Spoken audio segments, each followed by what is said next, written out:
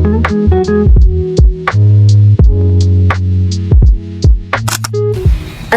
warahmatullahi wabarakatuh. Halo semuanya, kembali lagi dengan saya Syifa Kobi dengan NIM 231340087 dari jurusan Bimbingan dan Konseling Islam 6C di Learning Journal ke-6. Pada pertemuan kemarin kami membahas mengenai materi terkait syarat-syarat public speaking, faktor pendukung, dan faktor penghambat dalam public speaking.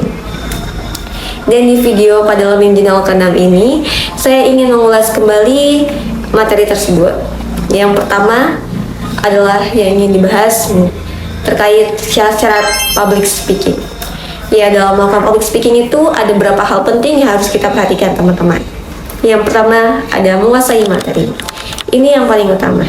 Kalau kita paham materinya, kita jadi lebih lancar untuk berbicara di depan banyak orang dan tidak gampang gugup nantinya. Yang kedua, memiliki kepercayaan diri yang tinggi. Ya, percaya diri itu sangat penting sekali ketika kita ingin tampil di depan banyak orang. Kalau kita pede, audiens juga akan lebih yakin sama kita. Ketiga, persiapan yang matang. Ya, sebelum kita tampil, usahakan persiapan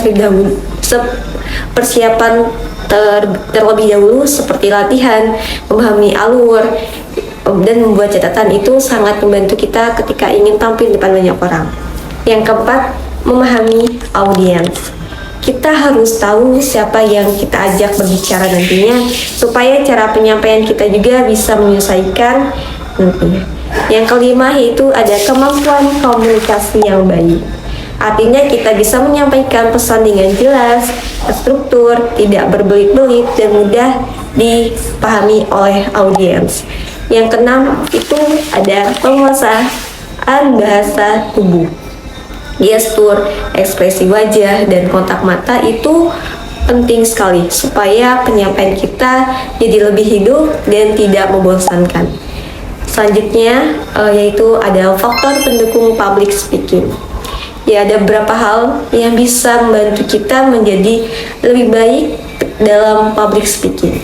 Yang pertama, latihan yang konsisten.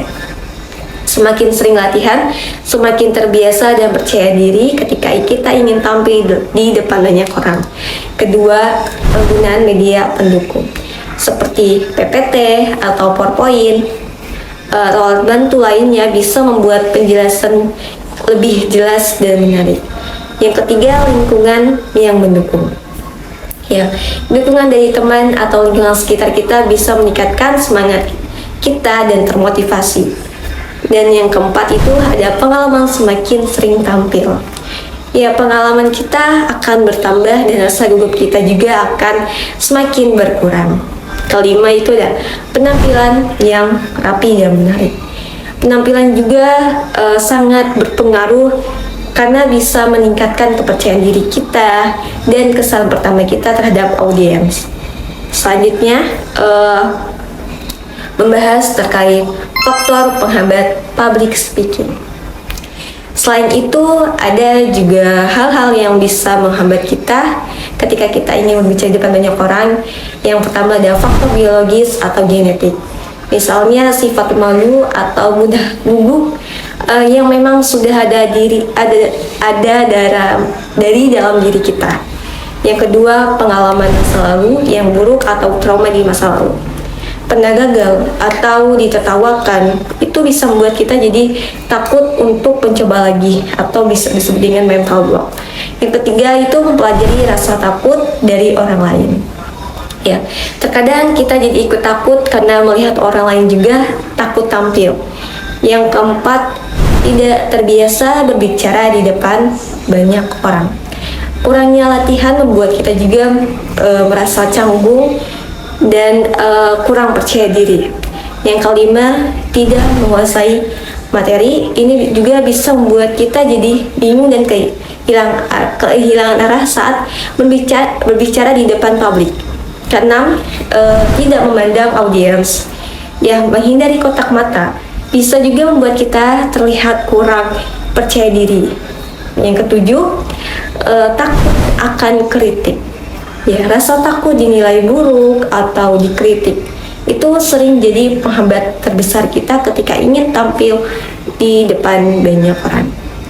Baik teman-teman, sebagai penutup, jadi dari pembahasan ini kita bisa memahami bahwa public speaking itu bukan bakat alamiah saja, tapi juga bisa dilatih dengan memenuhi syarat-syaratnya, memanfaatkan faktor pendukungnya dan mengatasi faktor penghambat.